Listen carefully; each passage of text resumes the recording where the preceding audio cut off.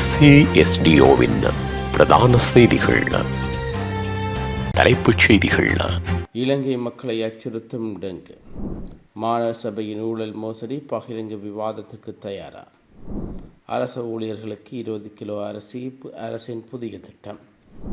Hormuz நீரிணையில் பிரித்தானியா கப்பல் மீது தாக்குதல். தொடர்பன விரிவான செய்திகள்.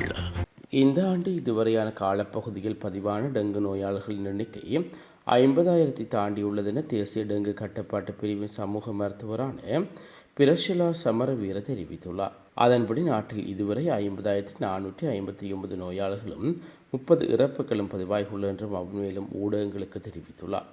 இருப்பினும் இந்த எண்ணிக்கை மேலும் அதிகரிக்கக்கூடும் என்றும் அவர் கூறியுள்ளார். இதற்கிடையில் நீண்ட வார இறுதி நாட்களில் பொதுமக்களின் செயற்பாடுகளினால் டெங்கு நோய் மேலும் அதிகரிக்கக்கூடும் என்றும் அவர் சுட்டிக்காட்டியுள்ளார். நீண்ட வார இறுதி நாட்களில் தங்கள் வீடுகளையும் சுற்றுப்புறங்களையும் சுத்தம் செய்ய நடவடிக்கை எடுக்குமாறும் அவர் பொதுமக்களுக்கு அறிவுறுத்தியுள்ளார். இதற்கிடையில் பொதுமக்கள் தாங்கள் வசிக்கும் கிராம அலுவலக பிரிவு அல்லது சுகாதார மருத்துவ அலுவலக பிரிவுகளில் டெங்கு அபாயம் இருந்தால் சிரமதான நடவடிக்கைகளை தொடர்ந்து மேற்கொண்டு அந்த அபாயத்தை குறைப்பதற்கான நடவடிக்கைகள் எடுக்குமாறும் அவர் மேலும் கேட்டுக்கொண்டுள்ளார். வவுனியா மாநகர சபையின் ஊழல் மோசடி மற்றும் அதிகார துஷ்பிரயோகம் இடம்பெற்றமையினாலேயே மேயர் பதவி நீக்கம் செய்யப்பட்டுள்ளது. இது குறித்து பகிரங்க விவாதத்துக்கு தயாரா என மாநகர சபையின் சுயேட்சை குழு உறுப்பினர் பிரேமதாஸ் கேள்வி எழுப்பியுள்ளார். வவுனியா மாநகர சபையின் மேயர் காண்டீபன் பதவி நீக்கம் செய்யப்பட்டமை தொடர்பில் அவர் வெளியிட்டுள்ள ஊடக அறிக்கையில் இவ்வாறு தெரிவிக்கப்பட்டுள்ளது. அறிக்கையில் மேலும் தெரிவிக்கப்பட்டுள்ளதாவது: கடந்த உள்ளூராட்சி மன்ற தேர்தலில் வவுனியா மக்களின் பலத்த எதிர்பார்ப்புகளுக்கு மத்தியில் வாக்களித்து தமக்கான பிரதிநிதிகளை தெரிவு செய்திருந்தார்கள். ஆனால் வவுனியா மாநகர சபையை பொறுத்தவரை அங்கு மக்கள் நலன்சார் வேலை திட்டங்கள் சபை அனுமதியுடன் முழுமையாக முன்னெடுக்கப்படவில்லை. மேயர் தலைமையில் தன்னிச்சையான முடிவுகளும் அதிகார துஷ்பிரயோகங்களும் இடம்பெற்றன. மக்களை பாதிக்கும் வகையிலும் சபை நிதியை விரயம் செய்தும் மோசடி செய்யும் வகையிலும் முறைகேடுகளும் ஊழல் செயற்பாடுகளும் நிதி மோசடிகளும் இடம்பெற்றன. அதற்கான ஆதாரங்களும் இடமுள்ளது. குறித்த முறைகேடுகள் மற்றும் ஊழல் தொடர்பில் உள்ளூராட்சி ஆணையாளருக்கு செயற்பட்ட முறைப்பாட்டினை தொடர்ந்து உள்ளூராட்சி ஆணையாளர், பொறியியலாளர், தொழில்நுட்ப உத்தியோகத்தர் குழு ஒன்று அமைத்து விசாரணை இடம்பெற்று இந்த அறிக்கையின் பிரகாரம் வடக்கு மாகாண ஆளுநர் ஓய்வு பெற்ற நீதிபதி தலைமையிலான விசாரணை ஒன்றினை மேற்கொள்ள பணிப்புரை விடுவித்தார். அதற்கமைய இடம்பெற்ற விசாரணைகளில் ஊழல் முறைகேடு இடம்பெற்றது உறுதி செய்யப்பட்டது. இதையடுத்து வடக்கு மாகாண ஆளுநர் விசேட வர்த்தமானி ஊடாக வவுனியா மாநகர சபை மேயரின் பதவியை பறித்துள்ளார். அவருடன் நான் ஒரு கேள்வியை முன்வைக்க விரும்புகிறேன். வவுனியா மாநகர சபையில் இடம்பெற்ற ஊழல் முறைகேடுகள் மற்றும் அதிகார துஷ்பிரயோகம் தொடர்பாக முழுமையான ஆதாரங்கள் உள்ளன. அதனை இல்லை என்று மறுக்கும் சமூக போராளிகள், கட்சித் தலைவர்கள், அரசியல் பிரமுகர்கள் பகிரங்க விவாதத்துக்கு வர தயாரா என்ற கேள்வியை கேட்கின்றேன். மாநகர முன்னாள் மேயர் கூட தன் மீதான குற்றச்சாட்டுகள் பொய்யானவை என பகிரங்கமான விவாதத்துக்கு வந்து நிரூபிக்க முடியுமா என்று கேட்கிறேன். எனவே மக்களுக்காக ஒரு ஆட்சியினை வவுனியா மாநகர சபை உருவாக்க வேண்டும். அதனை மக்கள் புரிந்து கொள்ள வேண்டும்.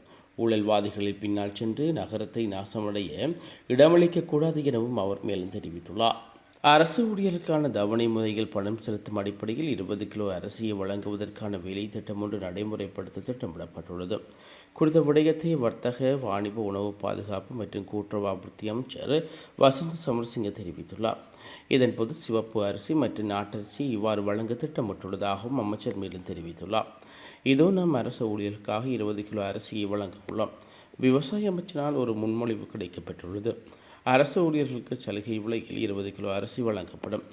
10 கிலோ வீதம் 2 பொதிகள் சிவப்பு அரிசி மற்றும் நாட்டரிசி தவணை முறையில் பணம் செலுத்தும் அடிப்படையில் வழங்கப்படும். இதற்கான வவுச்சர் ஒன்றும் வழங்கப்படும். இதனை சதோச அல்லது கூட்டுறவு விற்பனை நிலையங்கள் மூலம் பெற்றுக்கொள்ள முடியும். அனைவரும் விவசாயிகளின் அரிசிகளை உண்ண வேண்டும் அல்லவா? அரசாங்கம் கொள்வனவு செய்யும் நெல்லை அரிசியாக்கி விநியோகிப்பதற்காகவே இத்திட்டம் இவ்வாறு வகுக்கப்பட்டது தெரிவித்துள்ளார். உலகச் செய்திகள். ஹார்முஸ் நீரிணை ஊடாக பயணித்த பிரித்தானியாவுக்கு சொந்தமான எரிபொருள் கப்பல் மீது நேற்று அடையாளம் தெரியாதவர்களால் தாக்குதல் நடத்தப்பட்டுள்ளதாக வெளிநாட்டு ஊடகங்கள் தகவல் தெரிவிக்கின்றன. இந்த தாக்குதலால் கப்பலுக்கு சிறிதளவு சேதம் ஏற்பட்டுள்ள போதிலும் இதில் பயணித்த பயனாளர்கள் அனைவரும் எவ்வித ஆபத்துக்களுமின்றி பாதுகாப்பாக உள்ளதாக பிரித்தானியா கடல்சார் வர்த்தக நடவடிக்கைகள் மையம் அறிவித்துள்ளது. கடந்த 2 நாட்களுக்கு முன்னர் ஹார்முஸ் நீரிணையூடாக பயணித்து சிங்கப்பூருக்கு சொந்தமான எரிபொருள் கப்பல் ஒன்றின் மீதும் தாக்குதல் நடத்தப்பட்டிருந்தது. இந்த தாக்குதலை ஈரானை நடத்தியதாக அமெரிக்கா குற்றம் சாட்டியிருந்தது.